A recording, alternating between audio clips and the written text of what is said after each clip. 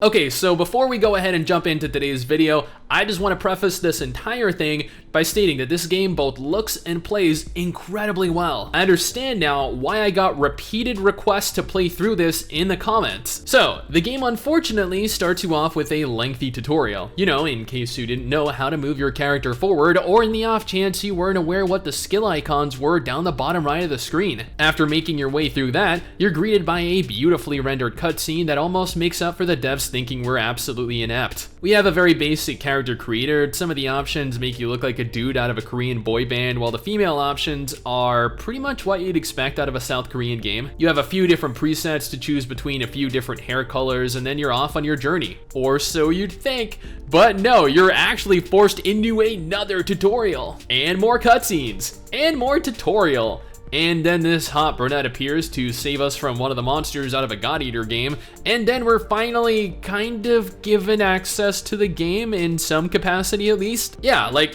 finally I was actually given the freedom to explore the game, to recruit, to upgrade, you know, typically what you do in these kinds of games. And none of this was doable without its own individual tutorial, yeah. But I pushed ever onward because the game, once again, it looks incredibly gorgeous, and the combat, man. Not only was the combat incredibly fluid action combat and so much fun to utilize, but it looked and felt just incredibly high quality. Even the character animations while running around looked incredible. While at its core this is just another basic RPG with a pretty generic story, the gameplay itself provides so much enjoyment, and I know this is an integral aspect of the longevity of a game. As I mentioned though, the game was pretty basic. You had a map, you took missions from the map, you progressed through each area, which functioned solely as individual battles with groups of monsters or a boss monster. After a few maps, you'd get some text, the story would advance a little, and then you'd be back to battling. Honestly, this is not the type of game that I'm typically interested in. I generally like exploring the world, I generally enjoy running around talking to NPCs in towns, but for the kind of game this is,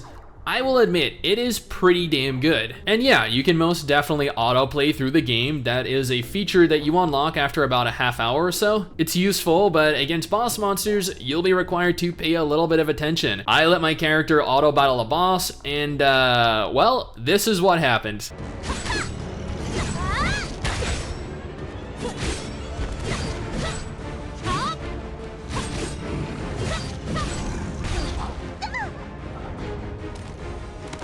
Yeah, she died. So go ahead and be cautious with that. But you know what? That's just my opinion, my first impressions of the game. What do you guys think though? Let me know down in the comments below and let's talk about it. Anyway guys, that is it for me. Thanks for watching. Hopefully you enjoyed the video. Don't forget to subscribe for more content like this. I'll see you all next time.